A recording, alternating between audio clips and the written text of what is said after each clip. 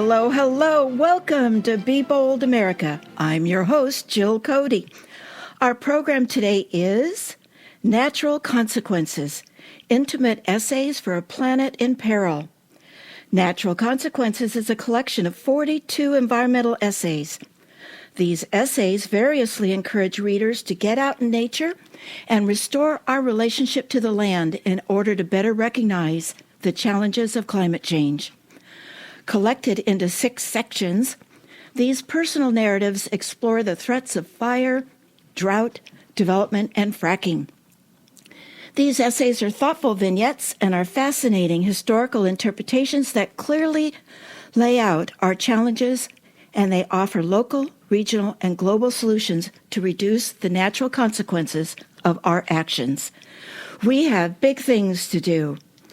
Our very special guest today is Char Miller.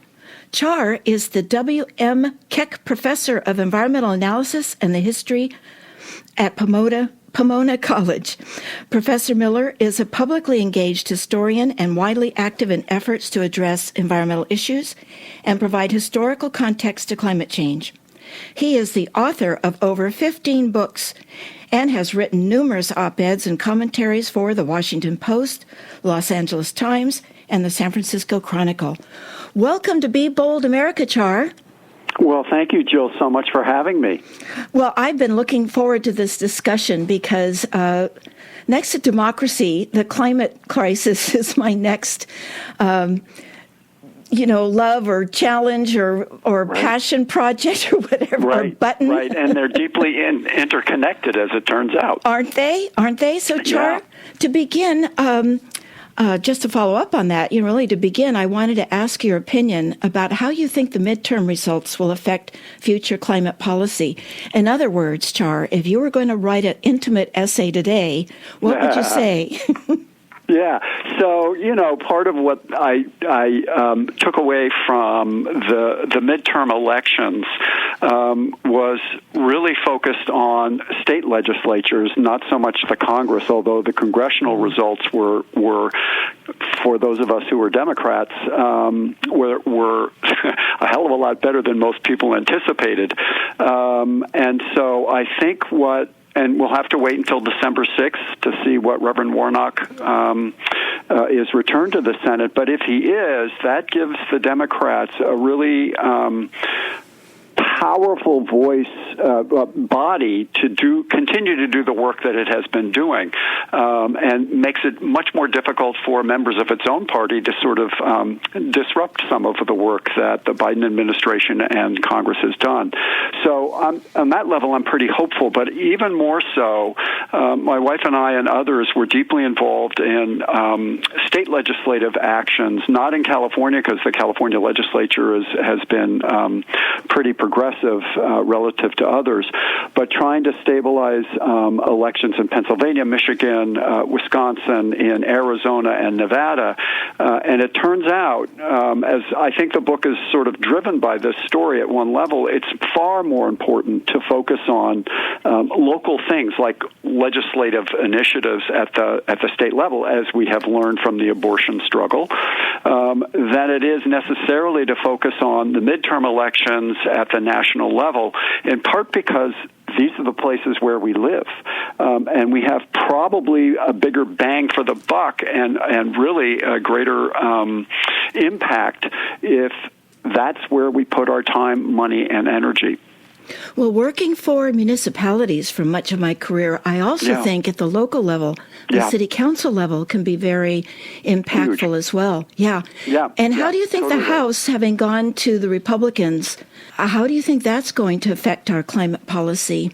Well, I think it's really interesting to me that the closer the two parties are in terms of their numbers, the more they have to talk to each other. Yay! And so, there are members of the Congress on the Democratic Party who've been pretty effective when the Republicans are in control. One of them, Jared Huffman, up in Northern California. I don't know quite how he's done it, but he's managed to do a lot of bipartisan bills that get into law that really obviously help his district, but also set the kind of as a kind of template. These are the kinds of things that we got to do. And so part of what I'm hopeful about, I'm not sure it's going to happen, but if they want to get anything done, and that's not really been the Republicans' métier of late. Governance is not really something they're interested in. Power is, but not governance. Nonetheless, anything they want, they're going to have to come to the Democrats to get, and that's when you start to see the legislative process of juggling and compromise that actually will work well for the Democrats, assuming they'll be united. Oh, I like your viewpoint very much. And I also wanted to share with you, you had written a line I think in the introduction of the book that hit home to me. I wanted to share with you that many years ago, maybe 35 years ago, my mother told me that she felt that in her lifetime she had seen California trashed. And then I feel in my lifetime I have seen the planet trashed. And you wrote in your book, we have been a rampaging visitor that has trashed this good earth. You want to just spend a little bit expanding on that, what your thoughts are? Yeah, I suspect for your listeners, I don't need to. But yeah, I think part of what every generation, your mom's, mine, and our own, and unfortunately the legacies that we leave for those who will succeed us, has not been particularly bright. Regardless of how you sort of think about the climate crisis, that it is a crisis, that it is existential, and that it poses an incredible challenge, not just to the human species, but to all species, is something that we should never miss, and really need to organize ourselves in a way that mitigates the damage, to be sure, but also, if we can do it, the real task is to leave the planet a bit more resilient than we have utilized it in the past. And, so there's a bunch of essays, a group of essays about fracking that I wrote beginning in the mid-teens and have continued to write about it, in part because here's an example of a resource that has driven the global economy, and frankly, there are parts of that have been beneficial. People make more money. They tend to have better jobs as a consequence in some ways. But the air we breathe, the water we drink, is also compromised as a result of this process. And here's an industry that is clinging on to its resource with all it can, and isn't itself being bold, if I can use your own language. Yes, please do. When it could be, right? Why is Exxon not shifting radically towards renewables in a way that we know green jobs are outproducing fossil jobs? And, I get it. They have a job and a mission and they have a goal, but all of those things are going to complicate the very lives of their children, grandchildren, and succeeding generations in their own families. And that's the piece that just drives me crazy, that profit and capitalism shapes how people think about the future of their own children and are quite willing to damage the world to come to secure what? Money? That doesn't make much sense to me. Well, you are starting to talk about exactly where I wanted to go first. Your book is divided into 6 sections, but I wanted to talk about this third one, which was Unearth, where you talked about fracking, especially fracking in California, because you write that there could not be a dirtier source of energy. So let's talk a little bit more about that. Yeah, so part of the argument, and again, for those folks who are engaged on these issues, I'm thrilled that people are involved in Kern County and LA County, which, as you probably know, has the largest urban oil field in the world. These are industries that have profound impact on the communities that they are pumping this energy out of. The toxicity of fracking alone, which not only pulls the floats the chemicals up, the oil up or gas up to the capacity for the oil industry to pull it out. But it does, there's all of these records in New Mexico and Texas and elsewhere that as you start to frack, one of the most immediate impacts is you start earthquakes in places where they haven't had them before. Oklahoma's had a lot of them. Yeah. I mean, and they just rippled. They're small, but small earthquakes in places where you haven't had them can do some serious damage. A little disconcerting. Yeah, it's really disconcerting. And then you start to look at the impact on groundwater systems. And I've got an essay, which I didn't include in there, about South Texas, where I lived for many, many years. And, the groundwater is poisoned, so that you can pull oil out of the ground. And I had good friends whose families benefited from that process and had to sort of go, well, that's all good, and I'm really thrilled that you guys have gotten rich, but how are you going to use that land subsequent? The groundwater that you pull into your house is now damaged, and there's it's so short-term thinking, which is part of what the book is trying to do, is to expand our capacity to reflect more carefully before we agree to something, rather than afterwards try to put Band-Aids on it and fix it. So, part of the toxicity is not simply in the ground. It's also in the politics that advocates for this. So we have both Jerry Brown and Gavin Newsom, two very powerful governors, perhaps some of the most powerful that the state has had in the modern era.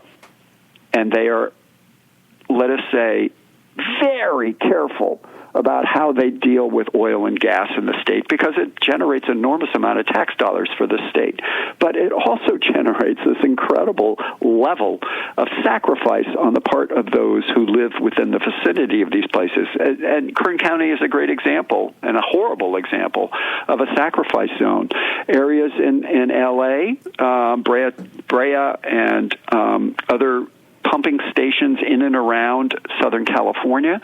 You look at the air quality, you look at the water quality, you look at schools that are close to these pumps and residential areas, and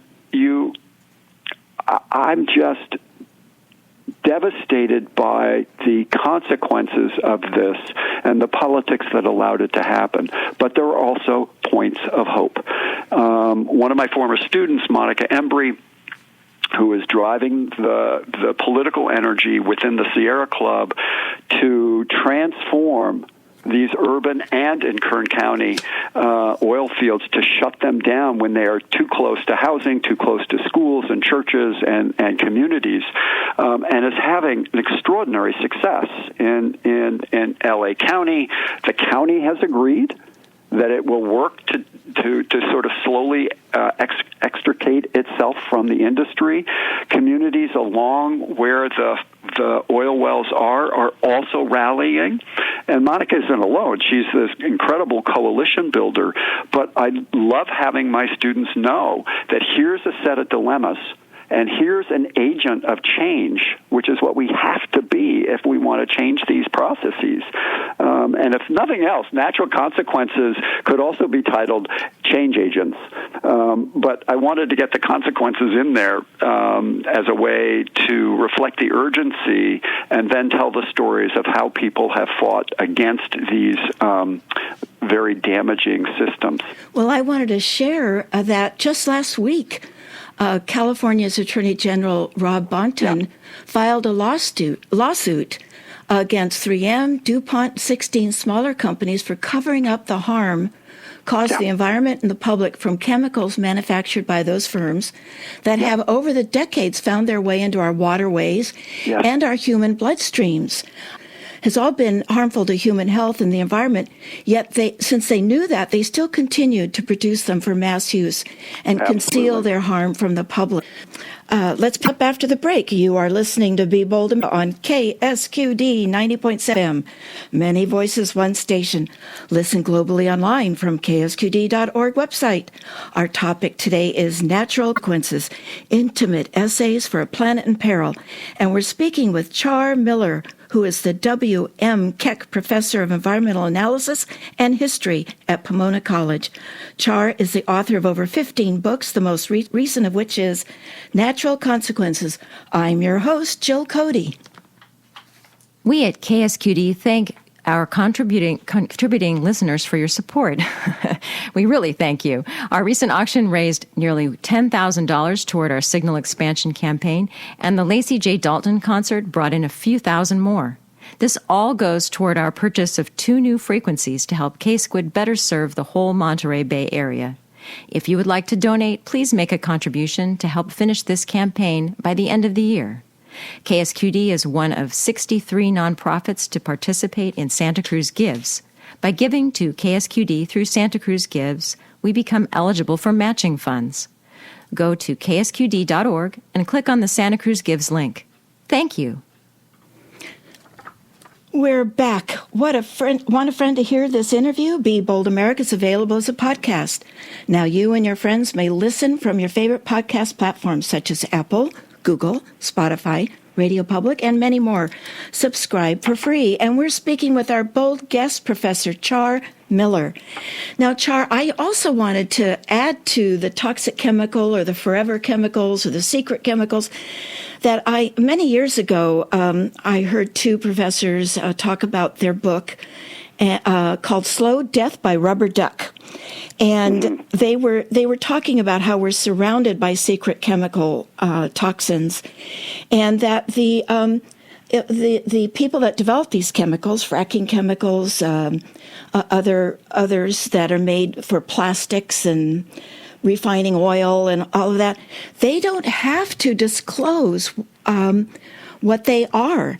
And they talked about a story of a nurse, and I'll just make it very quickly, where one of the plant's employees was working with toxic chemicals and got sick, went to the hospital and was being cared for by a nurse, and then she came down with becoming sick. Now, she hadn't been in the chemicals. She was just around the gentleman who became sick with them. The doctors called the chemical plant, asked what is in these chemicals. We need to treat our nurse. And they said, we don't have to tell you. It's proprietary. You know, these forever chemicals can be secret. And that's another problem we have with trying to correct this problem with those chemicals that are put into our waterways, right? Yes, and so what you've touched upon is not just their claim of proprietary, but that the law protects that very designation. Yes. And so that's a legislative action that is why at the state level in particular, where potentially there is a capacity for oversight, California, for all of its progressivism, it has repeatedly tried to, in some cases, but mostly turned a blind eye to the very proprietariness of this that throws a blanket over this information so that the rest of us who suffer from these things can't know. And so part of it is to rip that blanket off, to make the invisible visible, and to call out both the corporations on the one hand and retrogressive legislation on the other. Well, and you also talk, just to stay a minute more on your section on Earth, you also talk about the accelerating anxiety in California about prospecting firms that are scrutinizing the Monterey Shale deposit, a geological formation that extends from Northern California to Southern. Yeah.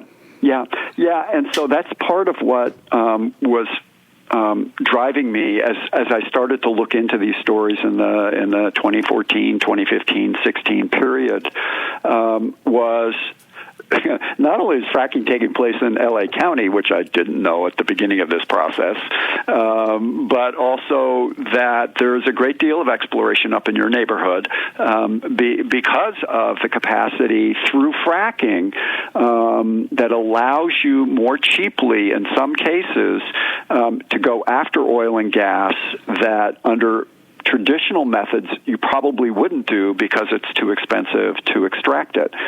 So while corporations find this really exciting. The downside for anybody who lives within this range of possibilities of geographies is a little more daunting. And the problem is, as I noted in those essays, is that they're also going after places that are within the federal inventory, that is to say the Bureau of Land Management properties, because they have greater leeway there. The BLM, this BLM, the Bureau of Land Management, is a developmental organization. Its job is to provide for ranchers and, in this case, oil and gas developers, access to these resources. So they can't say no. Wow, I don't know that I knew that. To happen. Yeah. It's the same with the Forest Service, who I've done a lot of work on and with over the years, is their mission, as defined by Congress, is to allow development. Now, that also means, and in Monterey and elsewhere this has happened, that outside organizations can sue. The agencies can't do much until they're sued, and then in some cases, I am convinced they want the suits to happen so some outside court will determine what they can and cannot do. But that's one of these weird things which is why you have to call it out and make it public so that the public knows, and organizations like the Center for Biological Diversity and the Sierra Club and others who have very strong legal arms can actually come in and make this case in the courts, because it's where these issues are decided. And, again, here's an example of legislation that drives one set of behaviors, requiring judicial oversight to stop those behaviors. So if I'm to understand correctly, and I want to make sure I do, that the Bureau of Land Management, that I may have naively thought was there to protect the federal lands, has a responsibility to allow development? Yeah. On those lands? They do protect lands, don't get me wrong. Okay. And I'm sure I'll hear from them. But they also must allow surveying and other kinds of things, in the case of oil and gas, on their properties. And the thing that stops this process are lawsuits. So this is another way for people to act locally with their state or county, is to know that it's important to file lawsuits. It's absolutely important, but you can't do it in county court. If it's federal land, you got to go to you got a federal court. But it could start in the county that maybe the land is in, or right? Yes. Okay. Yes, and there's a long history of this, certainly in the modern era, of organizations and individuals, fighting wherever in the U.S. West in particular, because that's where BLM is most obviously available. But keep in mind that BLM has oversight of all minerals on federal lands anywhere in the United States. Okay. Well, moving to your first section, recreation. Please tell us who Abbott Kinney was. He is an important figure in environmentalism, is he not? He's someone most of us probably have never heard of. Yeah, he's a really interesting character. For those of you who may know Venice, California, and Abbott Kinney Avenue, that is one of the key roads that runs through Venice. He was this really interesting guy who, complicated also. He got his money from tobacco in North Carolina. His family was quite rich, and he ultimately didn't work for that, but took his money and came out to L.A. But he had traveled globally, particularly in Europe, at the time, and was really interested, as it turns out, in southern France and the relationship between its mountains, watersheds, floods, and natural growth, that is to say, and a natural palette, what was growing in those mountains. And one of the things he came to understand in California, particularly in Southern California, was that protecting forest lands, and in Southern California, a lot of what we think of as forest is actually chaparral.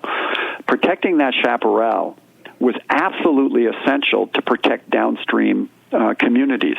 And so, unlike the vast majority of Californians in the day, and I would say, frankly, Americans in the day, in the early 1880s, he's having these sort of cross-cultural understandings about that he had seen in France and started to realize that its Mediterranean ecosystem was precisely like the Mediterranean ecosystem in Southern California, and started to make this case publicly. So here's an individual who's looking at sort of systems and who recognizes that a system in one place looking very similar to another one then confronts human geography, where people lived and where their, in this case, water came from.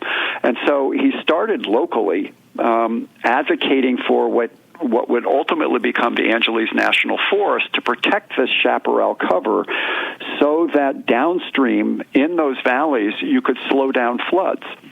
Well, then he goes to the state legislature, and again, here's an example of someone who starts local and starts to realize, well, you know what, if you really want to solve this problem across the state, you really got to go to the state house, and begins to advocate both in sort of grassroots ways, local organizational ways, but also with the state legislature to begin to argue that, you know, the Sierra, which aren't really like the San Gabriels, they actually have forests there that you know, can, pine and oak and others.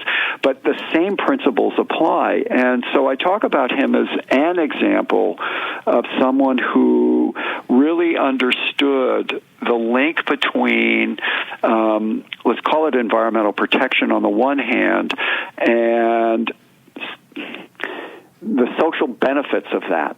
And I think part of what is, you know, locally important about Kinney is that meant that the Angeles National Forest, which would be the third timberland reserve, as it was initially called, the third one in the United States, was the third one in part because they had already activated themselves before there was the capacity on the part of the federal government to even create such a thing. And I find that story compelling in its own time, but also for us to recognize that past looks a lot like the kind of present that we are currently fighting for and a future that we hope to create. You're listening to Be Bold America on KSQD 90.7 FM, Many Voices, One Station. Listen globally online from the ksqd.org website. Would you like to be added to our news group and get advance notice of upcoming interviews? If so, please text Be Bold America at 22828. Text Be Bold America at 22828. And if you've signed up already, a big thank you to you. We'll be back with our bold guest, Char Miller, right after the Hightower commentary titled, How Money is Suffocating American Democracy. America exists today as a bizarre anomaly. We profess to be an electoral democracy, yet we are ruled by a governmental plutocracy. One especially gross example of this incongruity is the overwhelming power of big money over the people's will. By a wide margin, Americans of all political stripes want to ban the distorting force of huge electoral campaign donations by favor-seeking corporations and ultra-rich elites. Yet, nothing. National and state lawmakers take the plutocratic money and promptly bury democratic reforms that would stop the gusher of corrupt cash. An analysis of donations in this year's congressional races shows that this plutocratic perversion of our politics and government has reached absurd levels. Historian Nancy McLean and public interest advocate Frank Clemente have documented that the two main super PACs trying to put Republicans in Congress got about half of their $188 million election fund from just 27 billionaires. Also, a corporate front that backs GOP candidates, Club for Growth, got nearly $35 million from only 3 billionaires. Thanks to years of congressional stonewalling and the steady partisan stacking of our top courts with corporate ideologues, there is essentially no limits on this purchase of lawmakers. Indeed, the biggest donors are even allowed to undermine democracy in secret, not revealing their identity. Lawmakers elected with this money not only support the billionaires' special interest agenda, which the people don't want, but also are fierce opponents of any reforms to increase voter participation in our governing process, which people do want. This is Jim Hightower saying that's why, for example, efforts to guarantee every eligible American a constitutional right to vote have not moved forward in Congress, even though the great majority of people favor it. The Hightower Radio Lowdown is made possible by you lowdowners who subscribe to our monthly newsletter, The Hightower Lowdown. You know who you are. Thank you. We're back, and our topic is Natural Consequences, Intimate Essays for a Planet in Peril. We're speaking with Professor Char Miller, who is a publicly engaged historian, widely active in efforts to address environmental issues and provide historical context to climate change. Char's written numerous op-eds and commentaries for the Washington Post, the Los Angeles Times, and the San Francisco Chronicle. You may contact Char through his Pomona College webpage at char.miller@pomona.edu. Char, after listening to Jim Hightower's commentary about government plutocracy, do you have any observations to share with us on the fossil fuel plutocrats? Well, I used to vote for Hightower when I lived in Texas, so it was fun, it was fun to hear that. Oh, good. That piece. Hightower is one of the voices that I think really understands the degree to which money has infiltrated in and now controls much of the national political agenda, as it turns out is also true at most states.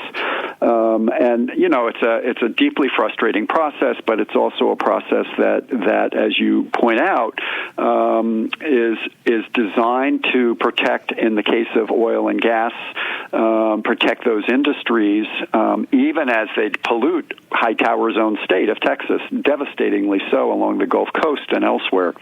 But we know that same process, and effectively it means we protect what Hightower wonderfully calls the plutocrats, and then allow them to create sacrifice zones, places that are devastated as a consequence of this work. So that sacrifice zone could be Kern County and the enormous impact that the oil and gas development has there, or L.A. County.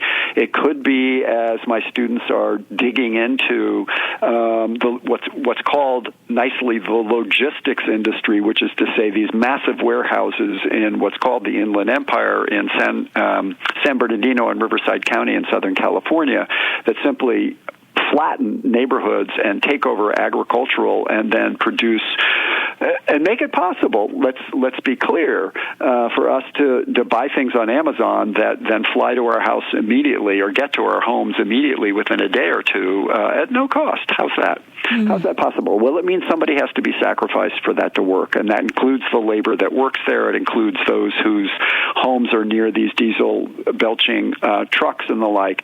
The local is bearing the brunt of the enrichment of those like Musk and others who dominate the headlines and dominate the economy and separate themselves from us in ways that are quite dramatic in American history. Not since the enslavement of African Americans, have we seen such an incredible gap just in terms of capital, of who owns what. And, it's kind of astonishing that in a democratic society, we have gotten to the point where we're worse off than we were in the 1850s. Wow. Tell me again, who creates sacrifice zones?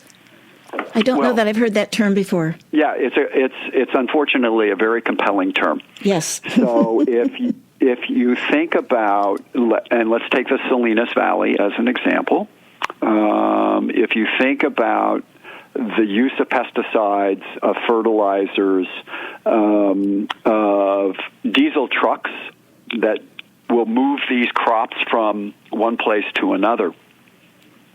Well, who breathes that air? Who drinks that water? Whose homes are near where those diesel trucks are idling until they can go?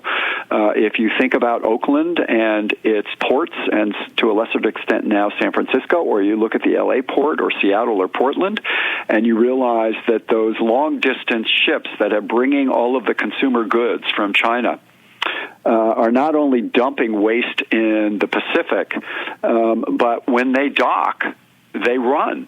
Their engines are still running. So if you're anywhere within the shed, the view shed, the environmental shed of those places, you not only get to listen to it, but you got to breathe it. And, you know, we think of Los Angeles as having intense smog, which it can do. But there's an intensity to that smog around the ports, as an example. You can follow it along any freeway. Basically, you've got streams of pollution, and that means anybody who lives north and south or east and west of those streams, unfortunately, also breathes that air. And I'm not saying things that are new. This is stuff that's quite old, but that means that's what the sacrifice zone refers to.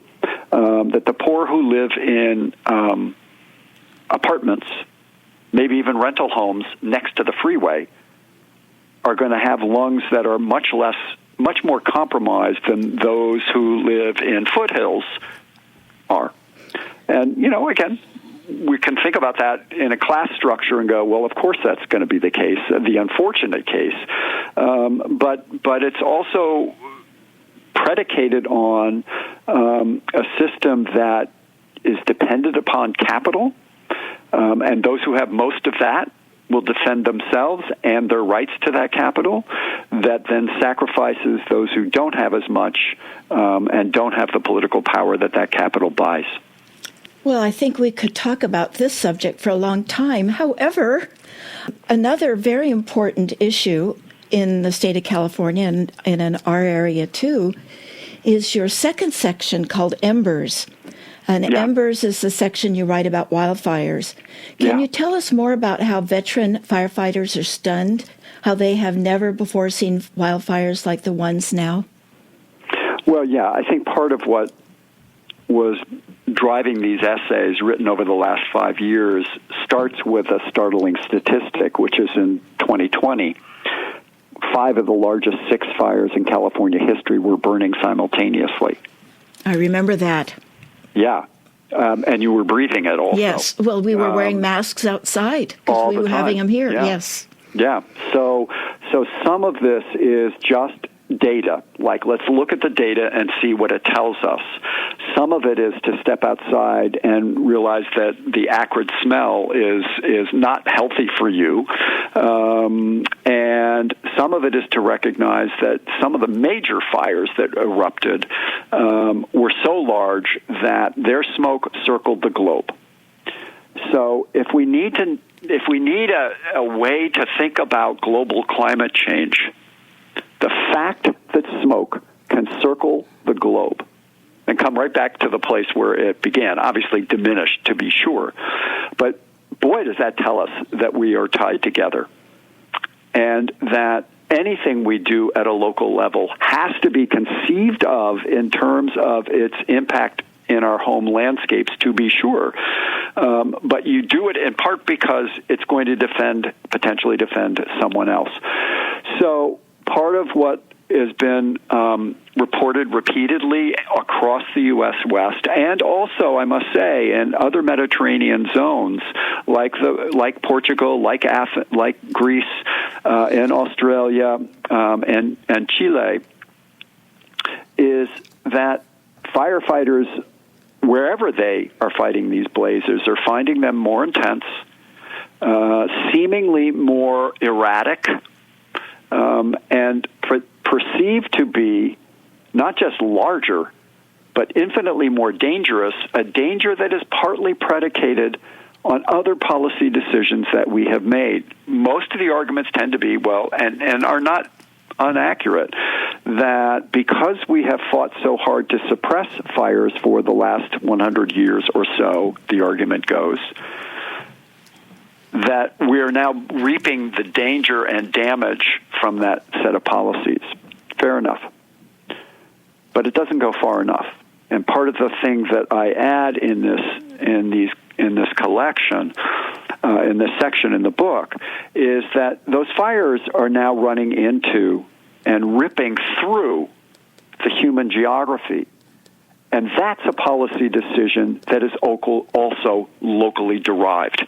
The community after community after community, whether it's in the Sierras, San Bernardinos, Santa Monica Mountains, the Monterey Peninsula, wherever it may be, has green light development in what people know to be fire zones. And how do we know that? Because CAL FIRE repeatedly puts out maps that shows us exactly where the high severity fire zones are.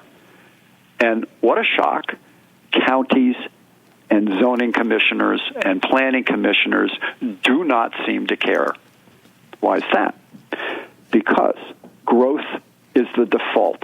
The more housing starts you have, the happier your economy will be, so the argument goes, and so therefore you don't stop development.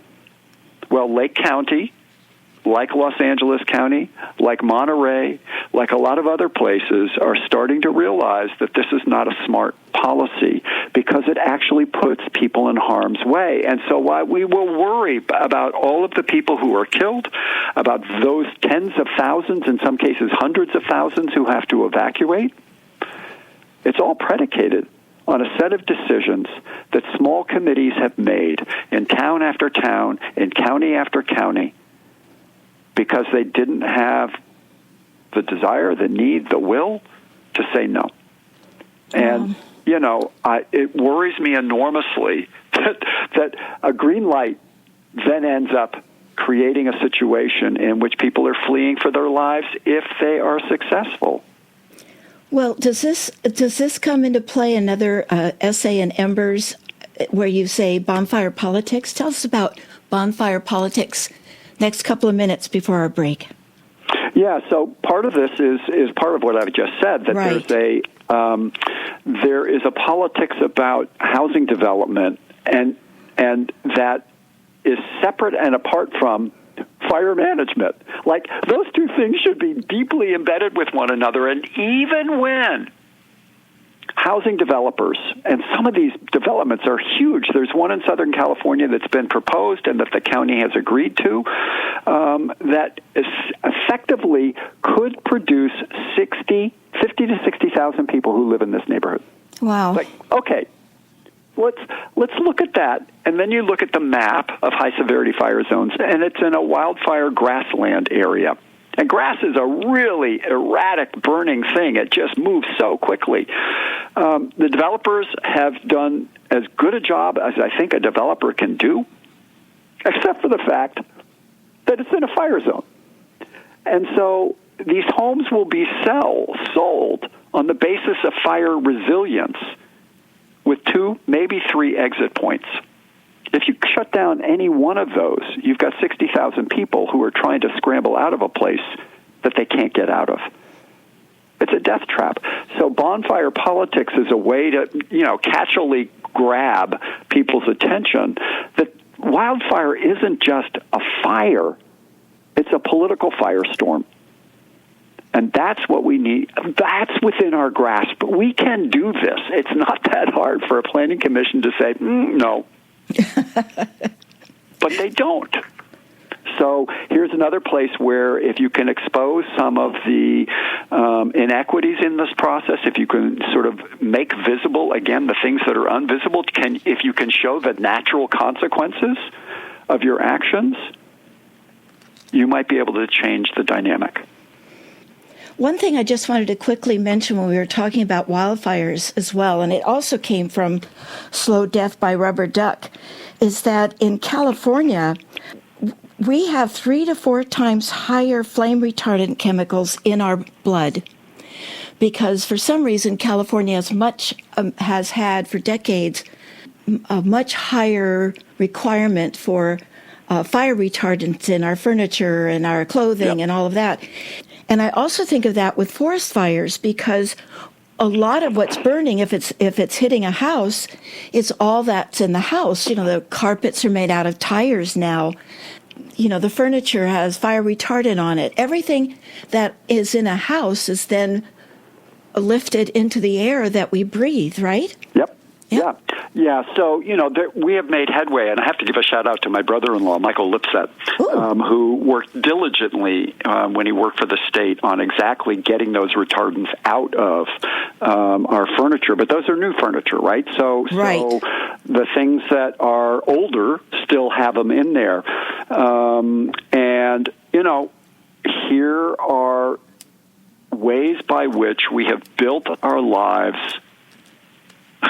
What does the chemical industry say? Life itself is oh God, I'm blanking on their tagline, but essentially all life is chemistry. Well, that is true, but it's also true that we have microplastic in our bodies. We have these toxins that have come from the very clothes that we wear, the furniture we sit on, the food that we eat, the water that we drink, and it's we're implicated, literally implicated, in the very systems that many of us work so hard to fight against. If you're just joining us, we're speaking with our bold guest, Char Miller, who is the W.M. Keck Professor of Environmental Analysis and History at Pomona College. And I'm your host, Jill Cody. Keep listening this evening at 6 p.m. for the next State of Mind show, Reproductive Freedom, Essential for Mental Health. What can be lost in all the talk since the Supreme Court overturned the reproductive rights protected by Roe v. Wade is that the upheaval is not just about state legislatures, federal laws, or religious beliefs. It's about people and their tender experiences. This State of Mind episode features a collection of nuanced and highly personal stories about making reproductive decisions and how these choices impact mental health. Some of what you'll hear may be difficult, but we urge you to listen and challenge yourself to hold the complexity, the diversity, and the common humanity in each tale. Joining us to listen, reflect on, and respond to these important reproductive health stories is Alyssa Perucci, Ph.D., the Counseling and Administrative Manager at the Women's Options Center at San Francisco General Hospital. So join us for new understandings and seeds of possibility on State of Mind this Sunday evening. That's tonight, December 4th, 6 p.m., and again on Monday, December 12th, 6 to 7 p.m., right here on KSQD 90.7 FM and live streaming at ksqd.org. We're back with our bold guest, Professor Char Miller. I don't want to spend a lot of time on it because I want to get to something else, but I wanted to get your take on, are you aware of Rick Scott's Republican 11-point plan to rescue America? I know of it. Yes, he said, well, I'll read to you. He said that if Republicans are in power again after the midterms, that the 11-point plan delineates what they will do. And I want to read to you what he says about climate change and get your thoughts. It's also number 11 out of the 11 is his comment on... It always is the last thing people talk about. I know, yeah. When it should be the first. Yeah. It's titled number 11, We Are Americans, Not Globalists. And he writes, the weather is always changing. We take climate change seriously, but not hysterically. We will not adopt nutty policies that harm our economy or our jobs. So I just wanted to get your 30-second take on that. Sure. He's a fool. I love it. Yes. I don't want to give him any more oxygen. Yeah, exactly. I think part of what we collectively as a planet need to recognize is that there is no nation state. Yes, they exist, but borders don't mean anything because fires have shown us the globe, hurricanes have shown us the globe, immigration has shown us the movement of human beings, which is absolutely essential to economic growth in a lot of different places. Those borders become transparent.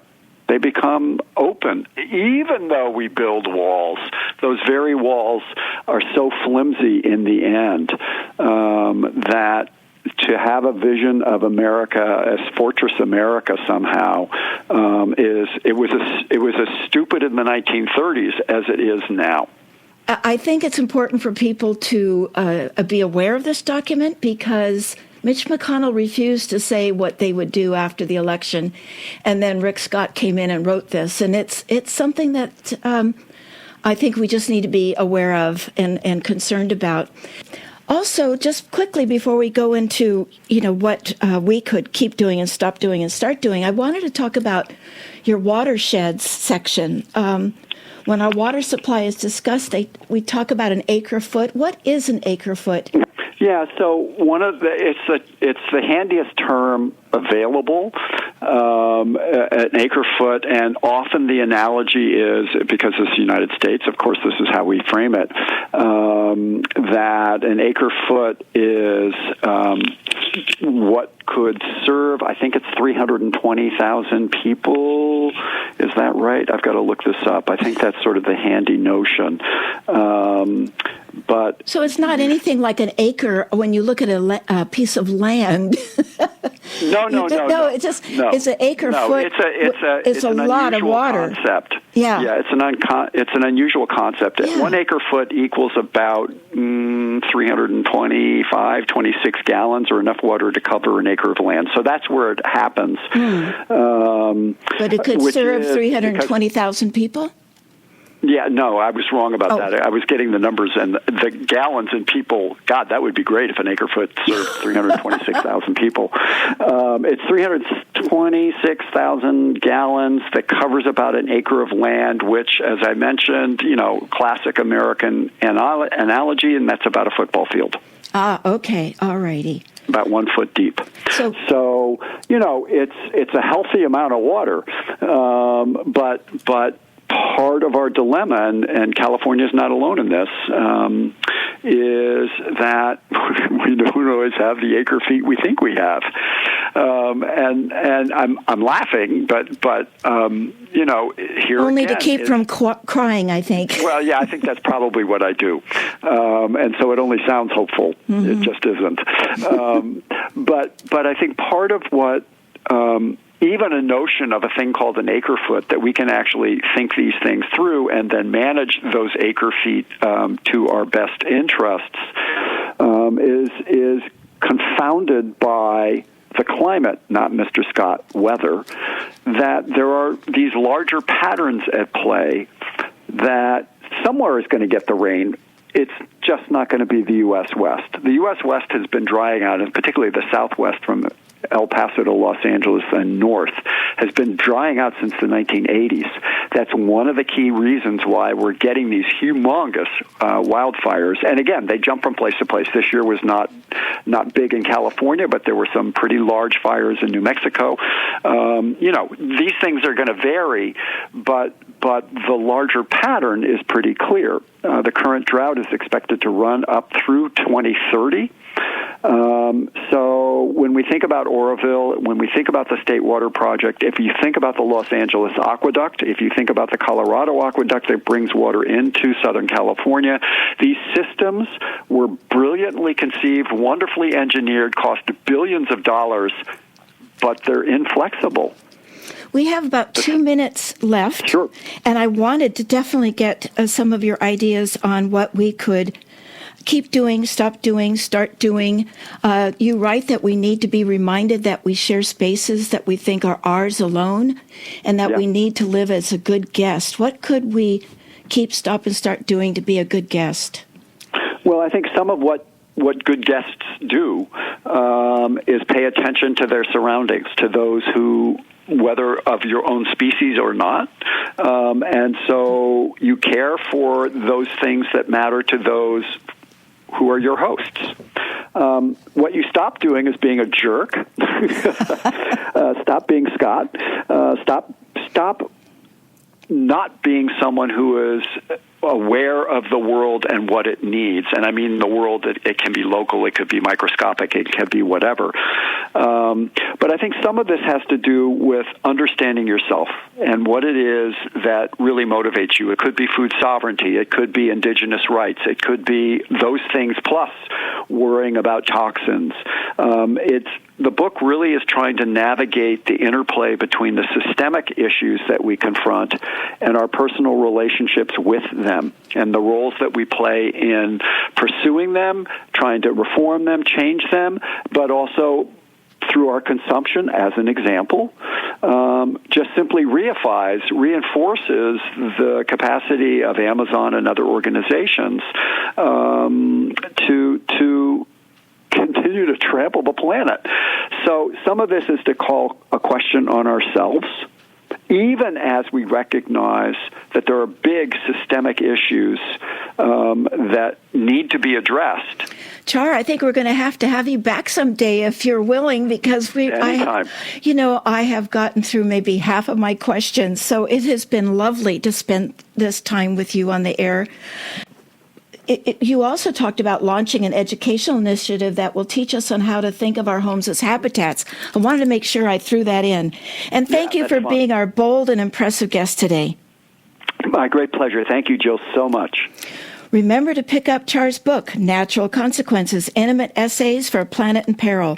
The 42 essays are beautifully written and easy and informative to read. Also, you may reach Char at his university webpage, char.miller@pomona.edu. What's next on Be Bold America?